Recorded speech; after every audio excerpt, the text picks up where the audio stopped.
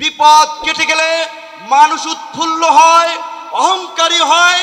তাই আমরা দেখতে পাচ্ছি এই গণ অভ্যুত্থানে আমাদের অংশীজনেরা মজলুম রাজকে উৎফুল্ল অহংকারী হয়ে জালিম হয়ে উঠছে। তাই আপনাদেরকে মনে করিয়ে দিতে চাই, আমরা যদি সীমা লঙ্ঘন করি শেখ হাসিনার মতো আল্লাহ পাকও কিন্তু আমাদেরকে ছাড় দিবেন না। বিসমিল্লাহির রহমানির রহিম। আজকের এই ঐতিহাসিক জাতীয় সমাবেশের সম্মানিত সভাপতি জামায়াত ইসলামীর আমির ডাক্তার শফিকুর রহমান, মঞ্চে উপস্থিত অন্যান্য জাতীয় নেতৃবৃন্দ এবং আমার সামনে আগত সারা বাংলাদেশ থেকে জামায়াত ইসলামের নেতা কর্মী ভাই, সবাইকে আমার দল গণ অধিকার পরিষদের পক্ষ থেকে সালাম এবং শুভেচ্ছা জানাচ্ছি। আসসালামু আলাইকুম। প্রিয় বন্ধুগণ, আপনাদেরকে একটি কথা স্মরণ করিয়ে দিতে চাই, আপনারা যদি ইসলামী রাজনীতি করেন, ইসলামী মূল্যবোধকে সামনে রেখে কথা বলেন, নিশ্চয়ই আপনারা জানেন আল্লাহ তাআলা মানুষকে ধন সম্পদ এবং ক্ষমতা দিয়ে এবং নিয়ে পরীক্ষা করে। গত 16 বছরে আমাদের কাছ থেকে আল্লাহ তাআলা নিয়েছেন, আমাদের ধৈর্যের পরীক্ষা নিয়েছেন। আমরা সেই পরীক্ষায় উত্তীর্ণ হয়েছি বলেই আমাদেরকে এই রহমতের জুলাই উপহার দিয়েছিলেন। যেই জুলাইয়ে আমরা বাংলাদেশের মানুষের উপরে চেপে থাকা দৈত্য দানবের মতো 16 বছরের ফাঁসিবাদকে পরাজিত করেছি। কিন্তু আমরা ওই যে আপনার হাদিসে আছে, বিপদ কেটে গেলে মানুষ উৎফুল্ল হয়, অহংকারী হয়। তাই আমরা দেখতে পাচ্ছি এই গণ অভ্যুত্থানে আমাদের অংশীজনেরা মজলুম রাজকে উৎফুল্ল অহংকারী হয়ে জালিম হয়ে উঠছে। তাই আপনাদেরকে মনে করিয়ে দিতে চাই, আমরা যদি সীমা লঙ্ঘন করি শেখ হাসিনার মতো আল্লাহ পাকও কিন্তু আমাদেরকে ছাড় দিবেন না।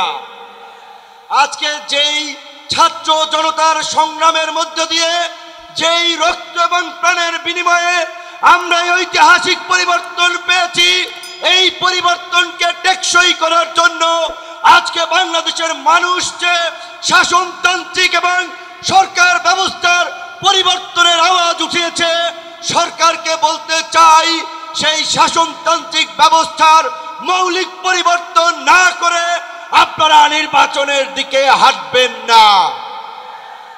নির্বাচনের আগে সমস্ত রাজনৈতিক দল যেন নির্বিঘ্নে প্রচারণা করতে পারে, নিরপেক্ষ একটি প্রশাসনিক এবং রাষ্ট্র ব্যবস্থা থাকে, সেই লেভেল প্লেইং ফিল্ড নিশ্চিত করতে হবে, যেটা আজকের এই সমাবেশের একটি দাবি। একই সাথে আমরা বলতে চাই, গত এই 11 মাস ধরে স্থানীয় সরকারের কোনো জনপ্রতিনিধি নাই, মানুষের একটা চরম ভোগান্তি। তাই অনতিবিলম্বে স্থানীয় সরকার নির্বাচনের মধ্য দিয়ে জনগণের এই দুর্ভোগ লাঘব করেন।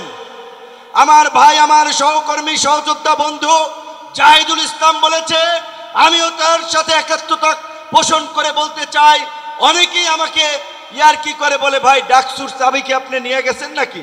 ডাকসু তো আর খোলে নাই আপনার পরে। তো আমি বলতে চাই, ডাকসু সহ সকল ছাত্র সংসদ নির্বাচনের মধ্য দিয়ে ছাত্র রাজনীতিতে একটি গুণগত পরিবর্তনের ধারা এই সরকারকে শুরু করতে হবে। একই সাথে আমাদের এই অঙ্গীকারের বিনিময়ে এই পরিবর্তনকে দীর্ঘস্থায়ী করার জন্য, এই জুলাইয়ের সুফল মানুষের কাছে পৌঁছে দেওয়ার জন্য ঐতিহাসিক যে জুলাই ঘোষণাপত্র এবং যে জুলাই সনদ, আমরা আশা করি সরকার সেটি এই জুলাই মাসে বাস্তবায়ন করবে।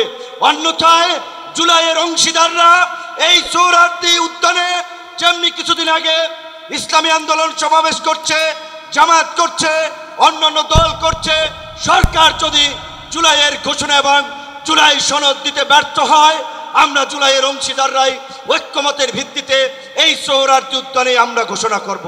ধন্যবাদ।